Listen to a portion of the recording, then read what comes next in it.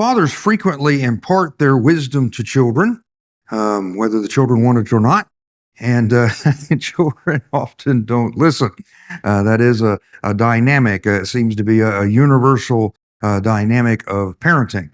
So today, in honor of Father's Day, we're going to look at a father's advice to his sons, his instructions, some of which is imploring them to listen. I think fathers do spend a lot of time telling their kids that they need to listen.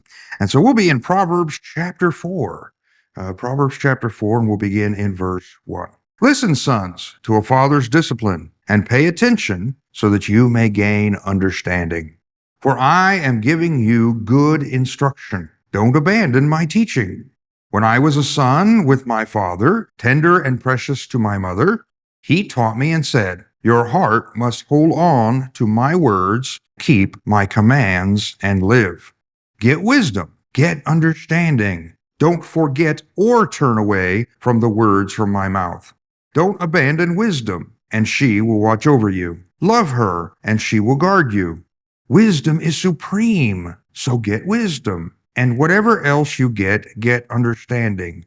Cherish her, and she will exalt you. If you embrace her, she will honor you. She will place a garland of favor on your head. She will give you a crown of beauty. Now, this was most likely written by King Solomon, and he gives this heartfelt appeal to the next generation to embrace and pursue wisdom, just diligently. Go after wisdom, go after understanding, just as he had done. Now, in a historical context, it would be Solomon talking to his sons. He had many sons, and he was telling them about his own father's words, King David, what he had imparted to him in similar instructions when he was a young boy. And this dynamic of parental wisdom, we see in society, we see in God's word, and we do tend to pass down from one generation to the next the advice we were given, the information we were given. And each generation seems to have a call upon the next to listen. We have to do that. We have to tell our kids, listen. When we were kids, we hated being lectured. Didn't you hate that when you were a kid? I mean, I don't know. When I was a kid, there was times I'd rather mom just hit me, and I don't want to hear it. I knew what's wrong before I did it. You don't got to tell me.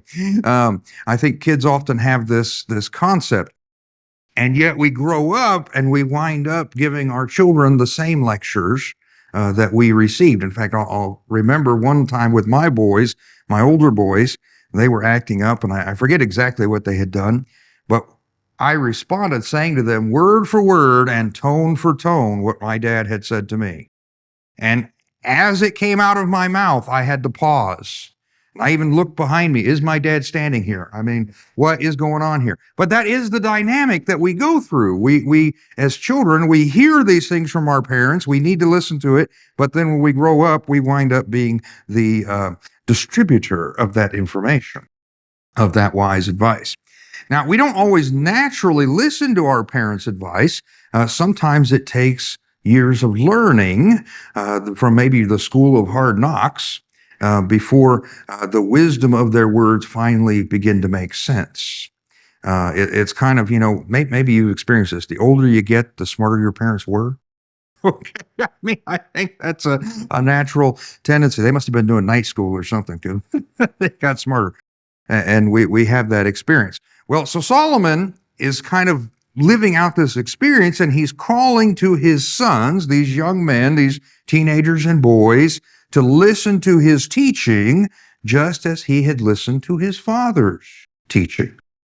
Wisdom and learning can be passed down and should be passed down from one generation to the next if each generation chooses to listen and learn.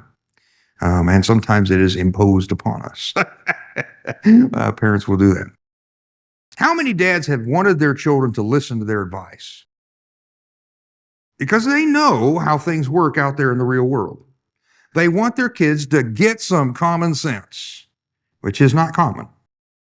And they want to spare them the pain of learning things the hard way. But how many of us, when we were young, didn't always listen to the wisdom our parents shared with us? I mean, this is what these verses Solomon is dealing with. He is appealing to them to listen, to pursue wisdom, to get understanding, to get some common sense. And sometimes I think we don't listen to our parents or our elders and their wisdom because we're rebellious, but sometimes it's because our ears are actually too naive to understand what they're saying. They're explaining it, but we don't get the instructions. It's still over our head. We're not there yet. And I was thinking in my own life, I remember when my dad was teaching me to drive, those were scary times. Actually, my dad did fine. He was always calm, no matter what, he would just reach over and grab the steering wheel and put me back in my lane. I mean, Dad was always calm. It was Mom that was interesting. She was teaching me to drive in a parking lot one time, and got in. I got in the driver's seat. My sister was in the back seat praying, and Mom, was in the passenger side. And I put on my seatbelt, and Mom's sitting there. I said, "Mom, should you put on your seatbelt?" She said, "Oh, we're just here in the parking lot. We'll be okay." And so we're driving around in the parking lot there, and she says, "Okay, stop here." And I stopped here, and she flew up and hit her head against the poster. I said, "Mom, I told you should put on that seatbelt." and after that, the joke was we need helmets and. Okay, this is a long time ago. But I remember when my dad was teaching me to drive, he would tell me not to trust people's turn signals. That's what he would tell me. He said, instead, look at their tires. Now, when I was young, it's not that I didn't believe him, but I didn't quite get the logistics of what he was saying. It's something he always told me. He said, wherever you steer that car, that's where it's going to go. Wherever you turn the wheel, it will turn the tires. Wherever the tires are pointed, that's where it's going to go. And he would tell me that, and I have learned that he was right. See, I understand this now. Somebody turns on their turn signal. That doesn't mean they're going to turn. Somebody doesn't turn on a turn signal. That doesn't mean they're going to go straight. Okay? You cannot trust signals all the time. But if their tires are turning, the car will go with it. You can trust where the tires are pointed. Wherever those tires are pointed, that's where the car is going to go. And I learned that my dad was right. He understood what he was talking about. I didn't get it quite then, but I do now. And I think that's a dynamic we go through. A dynamic of youth is sometimes we can be rebellious and resistant to learning wisdom from our elders because we want to be independent and we want to do it on our own and we think we know everything. But other times, it's not that we're really being resistant. Sometimes we just don't have enough experience or enough knowledge to even understand the instructions our parents are giving us. We just don't get it yet, but we will. The day's coming. And so the call of the father to his children is to listen to his instructions. And he, as he had listened to the instructions of his father before him. Of course, now most of us hope our children will listen to us better than we listen to our parents. That's a different dynamic. But if a young person will pursue wisdom, even if it doesn't entirely make sense, even if they don't understand it all now, you never understand everything up front. You have to go through the process first. But if they will pursue wisdom, the result is wisdom guarding and blessing their life. That's what Solomon's saying. Pursue wisdom. It'll be a blessing to you. It'll be a garland on your head. It will give you life. Likewise, we've seen in previous area of Proverbs that this is a call for a young person to pursue wisdom. I mean, this is what much of particularly the front half of the book is about, is the call to pursue wisdom as though it were a great treasure. Something you should embrace. You should embrace discipline, embrace learning and understanding that is given to you by your parents. Proverbs 15:5, we read this. It says, a fool despises his father's discipline, but a person who accepts correction is sensible. Proverbs 19:27, if you stop listening to correction, my son, you will stray from the words of knowledge. And by the way, we in our culture, I think, have a negative connotation to the word discipline.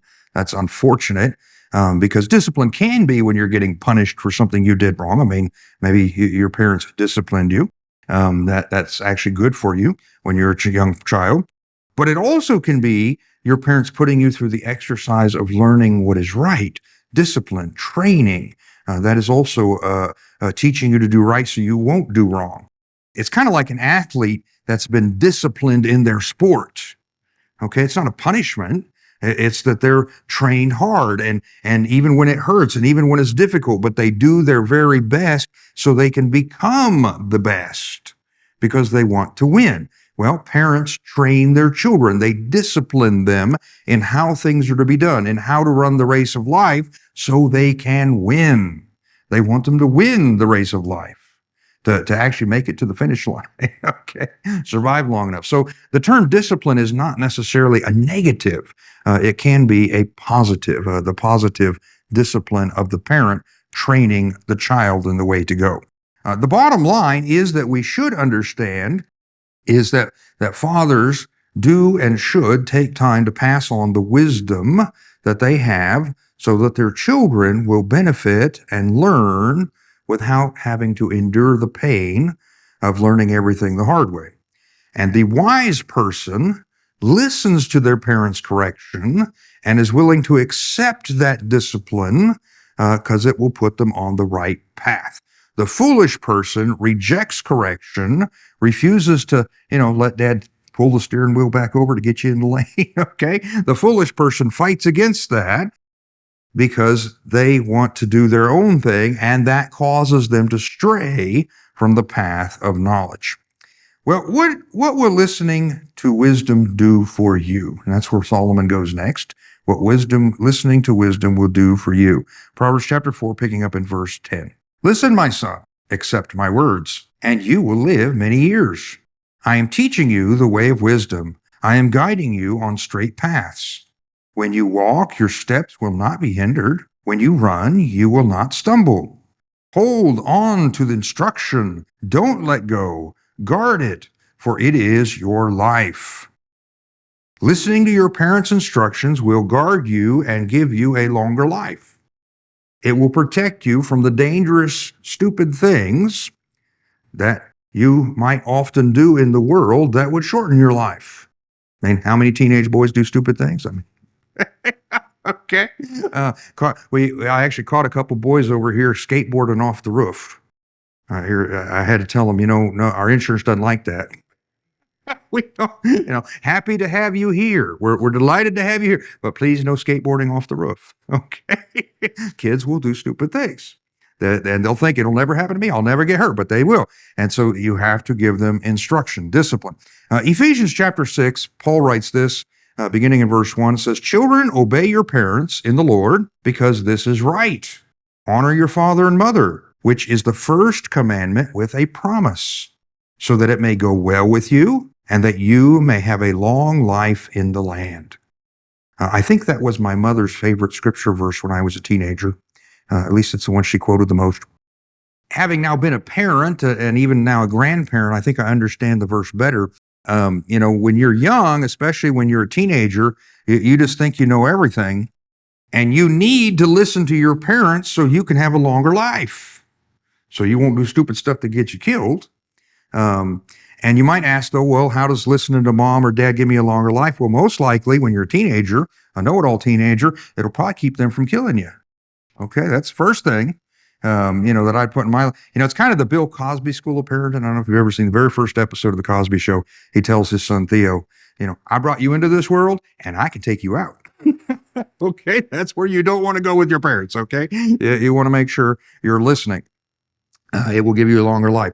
However, following your parents' instructions will also keep you from doing the things that get you into trouble. Not just at home, but out in the world. They've had to deal with things out in real life, out in the world, and they're giving you advice, information, so that you will be prepared for that. I know looking back, on my own life, I wonder sometimes, was I a little hard on my boys? I mean, there were times I was strict or harsh. But the truth is I was preparing them for a very harsh world, much harsher than anything they've ever faced at home. And that is a dynamic we face. Proverbs chapter 4, verse 14, he continues, he says, keep off the path of the wicked. Don't proceed on the way of evil ones. Avoid it.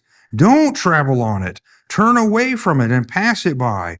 For they can't sleep unless they have done what is evil. They are robbed of sleep unless they make someone stumble. They eat the bread of wickedness and drink the wine of violence. The path of the righteous is like the light of dawn, shining brighter and brighter until midday. But the way of the wicked is like the darkest gloom. They don't know what makes them stumble. A father wants his children to avoid the path of evil because he knows it'll bring them down. It'll destroy their life. A lot of times when the parents are saying, don't do this, don't do that, it's for your own good. They know what the end consequences will be. And in this, firstly, this passage Solomon describes to some degree, I think, how evil takes over a person's life. He's saying, don't go down the path that they travel because it becomes the obsession. It robs them of their sleep. They can't even sleep unless they find some wickedness to do. And eventually, it even becomes their food and drink. They live for their evil. Don't let it become your obsession, your addiction. Maybe we see this, a touch of this, Galatians 5:9, Paul wrote, a little leaven leavens the whole batch of dough. So that's the way sin is in your life. You start with just a little bit, but the next thing you know, it's taken over everything. And that might be, I think, what Solomon's describing here. He's using a different description, but he's describing the way sin works. They start on this dark path. He's saying, my sons, don't go down that path, because eventually it'll spread through every aspect of your life. Secondly, in this, Solomon is telling the person that the path of evil is like a person walking in the dark. They will stumble. They will fall, and when they do, they won't be able to see what made it happen. It catches them by surprise. But the person on the path of righteousness will see what's coming. Their path is like the dawn. It gets brighter and brighter as they go. The farther they walk, the path of righteousness, the clearer things become. Well, that's true. See, when you get cast into sin and it takes over your life, sin brings darkness and gloom and depression and all kinds of anxiety, and it just keeps getting worse and worse and worse the more sin controls you. But righteousness brings light. Things become clearer. Things make more sense when you're walking in the light of God's righteousness. Now, an important thing is the choices you make today will affect the options you have tomorrow. The choices you make today. If you choose the path of sin, tomorrow's going to be darker. You're not going to have the choices. If you choose the path of righteousness, tomorrow's going to be brighter and you'll be able to see what's coming. The choices you make today will affect the options available to you tomorrow. And so every parent should want their child to avoid traveling down the path of wickedness, and every parent would be wise to want their child on the path of righteousness, and every child would be wise to listen to their parents so that they avoid this eventual outcome. And Solomon says this next, verse 20 of Proverbs 4, he says, my son, pay attention to my words. Listen closely to my sayings. Don't lose sight of them. Keep them within your heart, for they are life to those who find them and health to one's whole body. Again, Solomon, speaking as a father, encourages his son to pay attention because his words will prove them to be life. They will be life to him. They will be health to him. And this does add another concept that's perhaps difficult for us to wrap our minds around, and that is the concept of God's wisdom leading to life and health. A good health. Listen again to what he says, though. Let's look at verse 20. My son, pay attention to my words. Listen closely to my sayings. Don't lose sight of them. Keep them within your heart, for they are life to those who find them and health to one's whole body. They are life and health. Exodus 15:26, Moses speaking of what God had said, he said, if you will carefully obey the Lord your God, do what is right in his sight, pay attention to his commands, and keep his statutes, I will not inflict any of the illnesses on you that I inflicted on the Egyptians, for I am the Lord who heals you. Now, God, while he does not promise that you will always, if you do right, you will always have good health and never get sick, he does promise his people that if they do right, he won't plague them the way he did the Egyptians. He won't send those plagues of illness and such on them. I think there's a balance here that we sometimes have trouble understanding. Just because a person has physical illness or disability does not mean God's punishing them.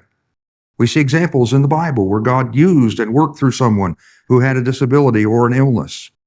However, God is fully capable of punishing people with illness and disability. We do see that in the Bible also, where people were struck down with illness or disability because of their sin. Health problems do not have to be a sign of God's judgment, but they can be a sign of God's judgment. The reverse is also true. Just because you do what is right does not guarantee that you will never experience physical illness, but God is the source of health and healing. So he is likely to bless the obedient person with good health. We saw this back in Proverbs 3:8. We looked at it a couple weeks ago, that if we listen to the words of wisdom there, this is Proverbs 3:8, this will be healing for your body and strengthening for your bones. And the bottom line does seem to be this, that following God's wisdom is good for your health.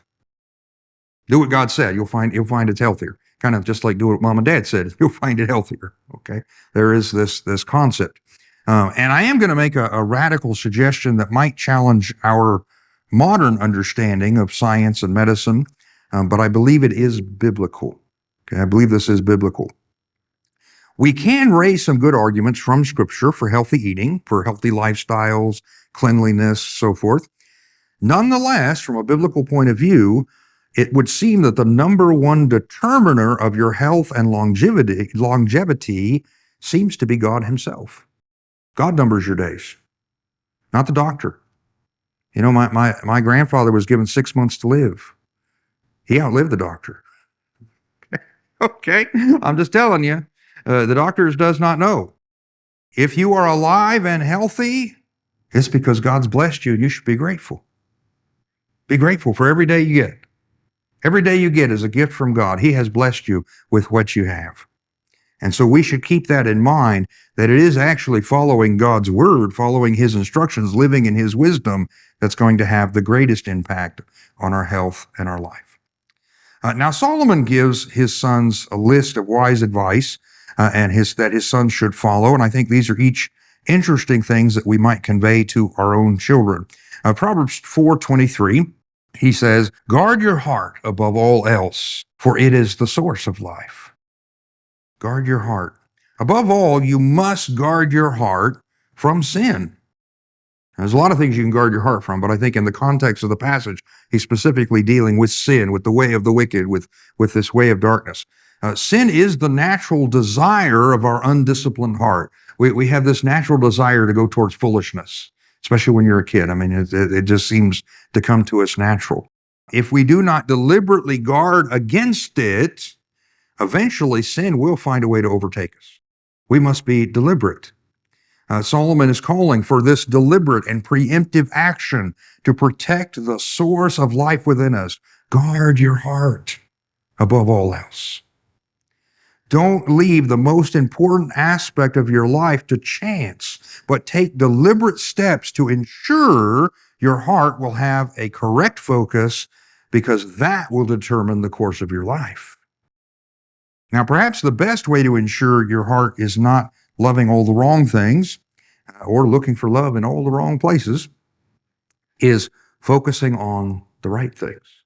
Okay, you can't just empty to the bad stuff. You got to fill it with the good stuff if you want things to be right. When Jesus was asked what was the greatest commandment, he gave this answer. And I think it's also our answer for this morning. Matthew 22, beginning in verse 37, he said to them, love the Lord your God with all your heart and with all your soul and with all your mind. This is the greatest and most important command. The second is like it. Love your neighbor as yourself. All of the law and the prophets depend on these two commands. I would suggest to you this morning that probably the first and best way to guard your heart from loving the wrong things is make sure it's focused on loving the right things. Make sure you are loving the Lord your God with all your heart and all your mind and all your soul. Put everything into him, and love your neighbor as yourself. If you don't want your heart to be in love with sin, make sure it's in love with God, and that'll keep you away from the sin. Next, Solomon gives this information. This is Proverbs 4:24. He says, don't let your mouth speak dishonestly, and don't let your lips talk deviously. The first thing you want to guard is your heart, but it seems like the second thing he's telling you to guard is your mouth. Guard your heart, guard your mouth. Don't let dishonest and devious speech come from your mouth. Your words can trap you. They can define you in society. You know, if people know your words are dishonest, they won't trust you. It'll affect your relationships. It'll affect your work. If people know you're devious, they won't want to be around you. So guard your mouth and make sure it speaks with integrity, the integrity you want to be known for. Guard your heart, guard your lips. And then the next section, he gives kind of a group that is related, maybe a trio of thoughts, picking up in verse 25, Proverbs 4. Let your eyes look forward. Fix your gaze straight ahead. Carefully consider the path of your feet, and all your ways will be established. Don't turn to the right or to the left. Keep your feet away from evil. Life is a lot like a race. And when you're running a race, you keep your eyes looking forward. Okay? Now, I don't know a lot about running personally. That's not my thing. But what I know about running, what I've learned about it is when runners that are good at it, they keep their eyes looking forward. You pay attention to what is in front of you. You keep your eyes towards the finish line.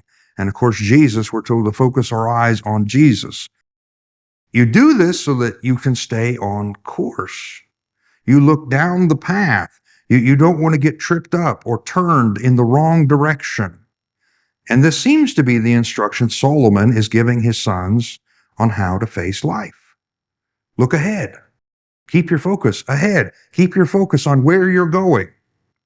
See, if you keep your eyes on the goal, the finish line, the location where you're headed, if you watch the path ahead of you so you won't trip on anything, if you don't stray from the course that you have set, that's how you can keep yourself from following evil, because you have already kept your eyes on the course of good, the path you're supposed to travel.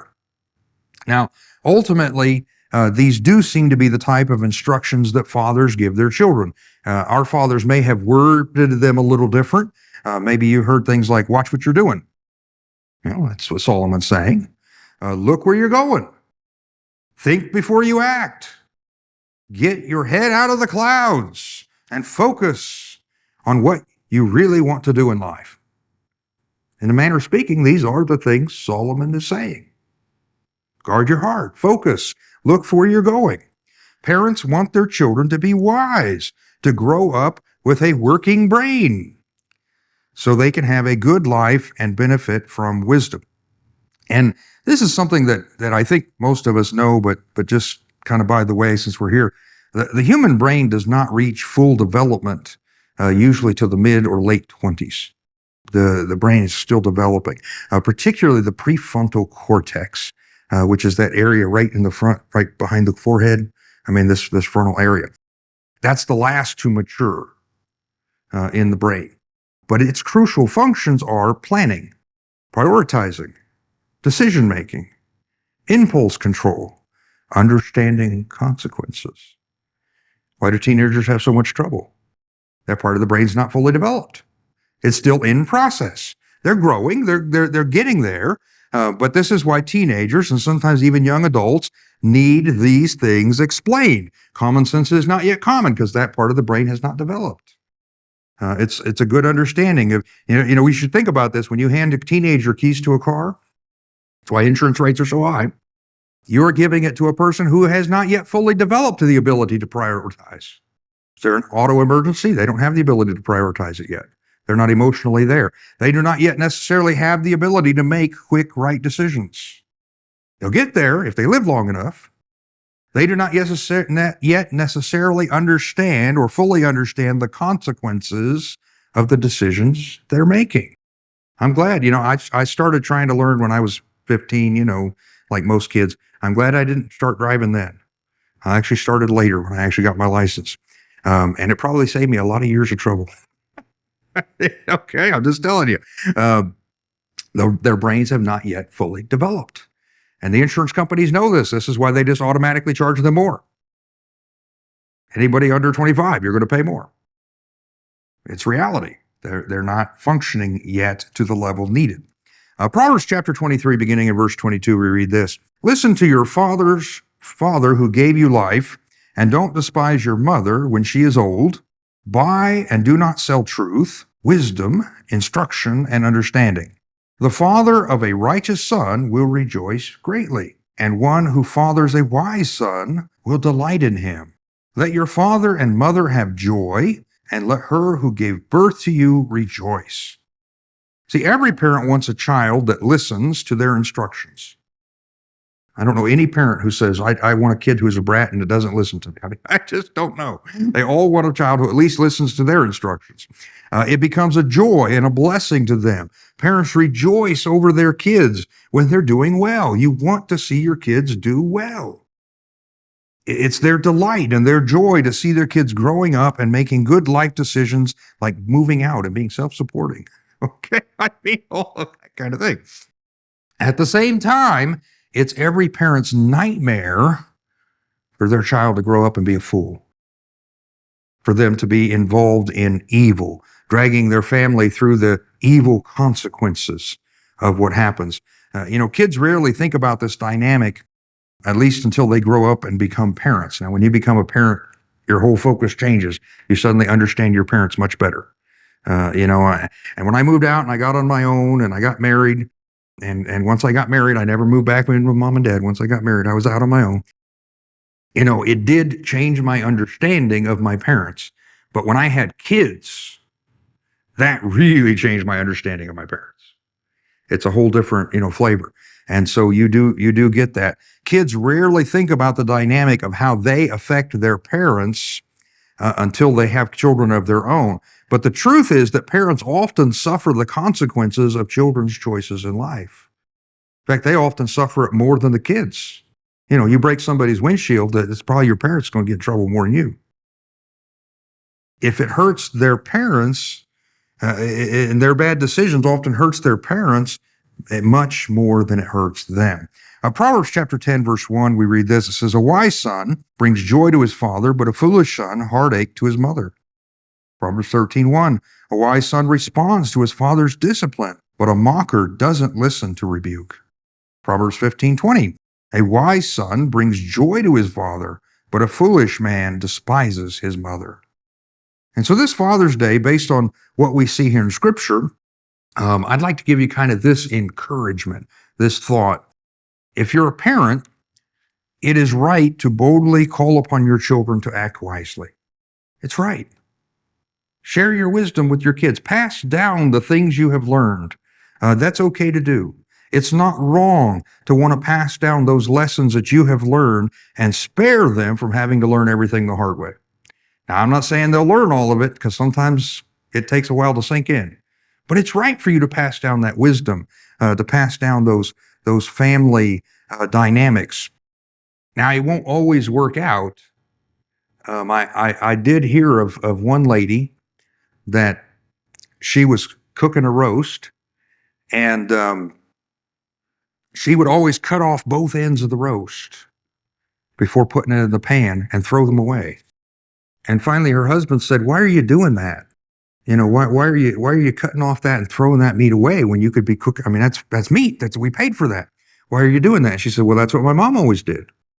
And he said, "Well, why did she do that?" She said, "I don't know. I don't know why she does that. It's just what she always did. It's what she taught me." And so she went to her mom and said, "Mom, why do you cut off the roast, at the ends?" And she said, "Well, that's what my mom always did. She always cut off the ends and put it in the pan and put it in the oven and threw that part away." "Well, why did she do that?" "Well, I don't know." And so she went to her grandmother and she said, "Grandma, why do you cut the ends off the roast and throw that away and put it in?" She goes, "Because I only had a pan that was this big and I had to make it fit." Okay, so you pass on your wisdom, but make sure you explain why. Okay, include the why in that.